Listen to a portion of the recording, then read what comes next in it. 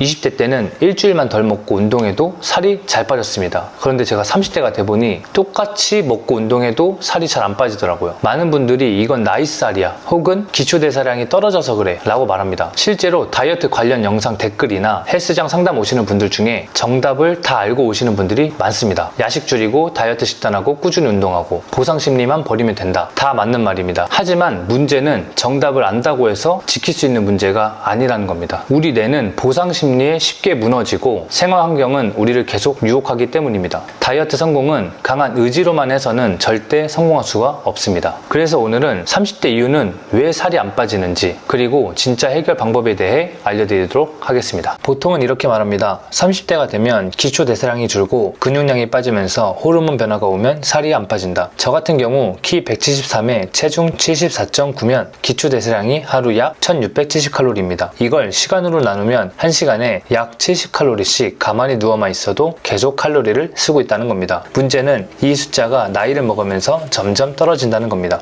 심각한 결과가 나왔습니다. 체지방률이 19.7이 나왔습니다. 인생 역대 체지방률을 오늘 확인했습니다. 나이 들면 살 찌는 것 같아요. 그럼 30대가 지나면 살이 잘 안 빠지는 건가요? 라고 말하면 그건 아닙니다. 실제로 2021년 전 세계 29개국 대상으로 8세부터 95세까지 6,400명 이상을 총 에너지 소비량을 측정한 논문에 따르면 20대부터 60대까지는 총 에너지 소비량이 거의 일정하다고 합니다. 나이가 들었다고 기초대사량이 확 줄어드는 건 아니라는 거죠. 그러면 왜 우리는 30대부터 살이 안 빠진다고 느끼는 걸까요? 그건 바로 활동대사량이 줄었기 때문입니다.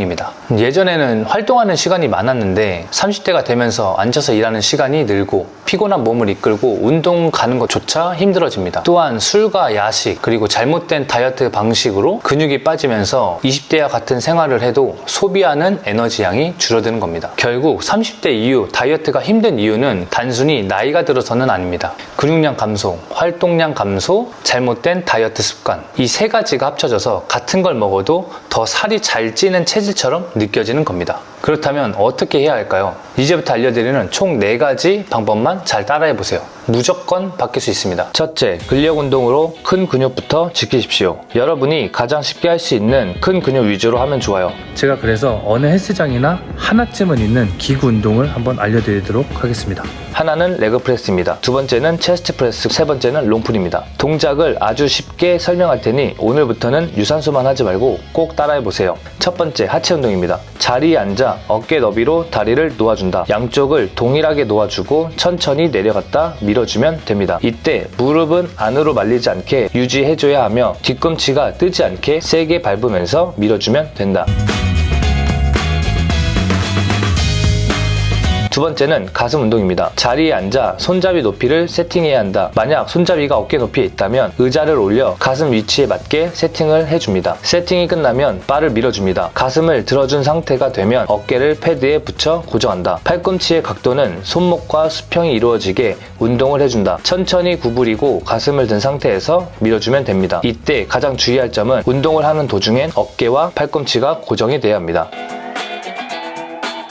세 번째, 등 운동입니다. 자리에 앉아 그립을 잡고 허리를 펴준 상태에서 뒤로 나와줍니다. 어깨는 뒤, 가슴은 앞으로 내밀어 허리를 곱게 펴주고 날개뼈를 접으면서 당겨준다. 이때 허리가 말리면 디스크의 위험이 있을 수 있기 때문에 항상 허리는 곱게 펴주면서 운동을 해줘야 합니다. 또한 어깨가 위로 올라가는 것을 밑으로 잘 눌러주면서 운동을 해주시면 됩니다. 운동을 할 때는 숨이 찰 정도로 힘을 주셔야 합니다. 동작만 수행한다고 운동이 되지 않으니 한 세트가 끝나면 숨이 차는 걸 꼭 느껴보세요. 세트 수는 각 운동당 4세트 20개씩 해주시면 좋습니다. 두 번째는 혈당이 많이 오르지 않은 식습관 하나만 생각하면서 먹습니다. 우선 채소 먼저 먹고 단백질, 탄수화물 이 순으로 먹으려고 노력합니다. 단백질은 체중 1kg당 1.6에서 2g 정도 챙기시고 정제 탄수화물과 술은 줄여주시면 좋습니다. 제가 먹는 밥은 혈당을 낮춰주는 파루를 섞어 만든 밥입니다. 세 번째는 7시간 숙면으로 호르몬을 잡아야 합니다. 7시간 이상 숙면은 호르몬 밸런스를 위해 필수입니다. 자기 전에 핸드폰을 보지 않는 것부터 해보세요. 주세요. 잠을 못 자면 스트레스 호르몬이 무조건 나옵니다. 뱃살이 찌는 이유이기 때문에 잠은 7시간을 확보해 주세요. 네 번째는 환경을 바꿔서 루틴화를 해야 합니다. 이 모든 과정을 꾸준히 하려면 어떻게 해야 할까요? 이 4가지 방법을 다 지키기 위해서는 나를 관찰하는 방법을 아셔야 합니다. 내가 잘하고 있는 건지, 이 방법이 나에게 맞는지 알 수 있을 때 포기하지 않고 다이어트를 성공할 수 있습니다. 결국 내가 진짜 잘하고 있는지 매일 확인하는 게 핵심입니다. 그래서 저는 전문가용 인바디 체중계를 집에서 쓰고 있는데요. 이걸 쓰는 이유는 체성분 검사를 정확하게 재기 위해서는 같은 시간과 같은 장소에서 재는 게 중요합니다. 오늘 하루를 어떻게 해야 할지 즉각적인 피드백으로 동기부여가 생기게 될 겁니다. 또 이게 병원과 보건소, 헬스장에서 쓰는 전문가용과 비교해도 오차 범위가 3에서 5% 밖에 차이가 안 납니다.